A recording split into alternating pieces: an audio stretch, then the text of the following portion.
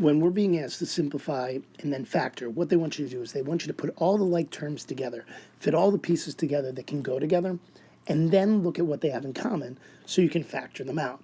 So for instance, simplify each expression here, then factor it. What I'm going to notice on this first is I'm going to notice I've got a 9m that I'm supposed to add 4 m's to. That's what it looks like. And then I also have 19 wholes that I'm going to have to combine with 7 wholes. So if I go back through this, 9 m's plus 4 more m's is 13 m's. 13 m's. And then I know that 19 plus 7 is 26. And I'm almost done. I did the simplifying part. But then I have to go to the factoring, and I have to think, what do these things have in common? Well, they're both divisible by 13. If I divide 13m by 13, I get a single m. And if I divide 26 by 13, I get 2. So I've got 13 groups of m plus 2. So I can write it like this. 13 groups of m plus 2. When I look back at the next one here, it looks like the first thing I'm going to have to do here, as you can see, I'm going to have to expand this expression first. So use distributive property. If I do that, I'll get 54a plus 63, and then I'm supposed to subtract 6 and then subtract 3a's. Now there's a lot going on here. So what I have to recognize first is that I've got like terms here. I've got 54a's, and then they ask me later on to take away 3a's. And they also tell me they have 63 constants, whole things, that I am then going to have to take away 6 from. So if I go back through this, if I combine my 54a with my minus 3a, that gives me 51a's. And then if I combine my 63 and I take 6 away, that's 57. And then I'm supposed to figure out, all right, so how do I factor these? Well, these are some pretty big numbers. They're not even, but what I do notice is that 5 plus 2 is 6 and 5 plus 7 is 12.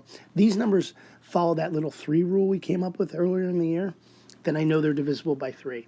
And if I do that, this is 3 groups of 17a's and 3 groups of 19. This is a harder one, definitely. But if I had to show it, it'd be 3 groups of 17a plus 19, and that's how I've simplified. Try these 3 and see how you do. We'll pause it here and then we'll go over it. With the first one, I hope you notice if you got 6p here and 4p here, and then I've got a constant of adding 2 and then adding 13. So first what I'll do is take my 6p and my 4p, that's 10p, and then I take my 2 and my 13 and make that 15.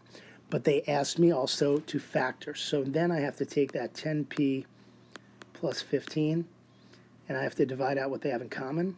Looks like they're divisible by 5, and that leaves with 2p and 3, so I've got 5 groups of 2p plus 3, so my answer here would be 5 times 2p plus 3. As I look over at the next one, I'll see that I've got a 2v here and an adding of another 5v, and I see that I've got an 11 here and they're adding 3 more to it. So if I go back into this and try to put my like terms together, 2v plus 5v is 7v, and 11 plus 3 is 14. And if I then try to factor it, 7v plus 14, I'm going to try to find out what they have in common. It can be divided by 7. It leaves a v and a 2, 7 groups of v plus 2, or 7 times v plus 2. This last one is tough. It looks like we have to do a bunch of expanding first. So I'm going to do that. 6 groups of 3, that's 18, plus 6 groups of 2s is 12s, plus 4 groups of s is 4s, and 4 groups of 8 is 32. And what I'll see here is that my algebraic terms, got those in common. It looks like I have some constants in common. I just need to put them together. 12 s's plus 4 more s's is 16 s's. 18 plus 32 is 50. And I think they can both be divided by 16s plus 50. They can both be divided by 2. That's 8s plus 25. That's two groups of 8s plus 25, so that's 2 times 8s plus 25.